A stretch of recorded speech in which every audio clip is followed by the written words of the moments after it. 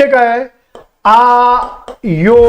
आयोगाचे साध्या भाषेत आवडते टॉपिक्स. याला फार जास्त फोकस करा. हेच टॉपिक्स तुम्हाला जे काही 60 मार्क पाडून द्यायचे त्या मार्कापर्यंत येणार आहे. तुम्ही काही बघा, पेपर फार रॅन्डम पेपर नाहीये.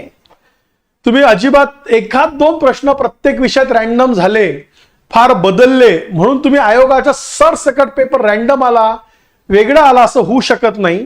प्रश्न आहे त्या बुक्स मधनं जे काही तुमचे रिसोर्सेस आहेत त्याच्यामध्ये उत्तर सापडतात, पण 70% आपले प्रश्न तेच आहे, तेच टॉपिक्स आहेत हे लक्षात घ्या. 30% व्हेरिएशन असणार आहे, 30% चेंजेस असणारच आहे. आपल्याला 70-75% जो आपल्या हातात आहे, जो ट्रॅडिशनल मधनं आहे, तो सिलेक्टिव्ह भाग रिपीट करायचा आहे. या 60 दिवसात हे क्लिअर पाहिजे आणि ते आपल्याला कुठलं म्हणजे म्हणून मी आधी सांगितलं की तुम्हाला topics, sub topics, repeat topics, additional topics हे तुम्हाला क्लिअर पाहिजे.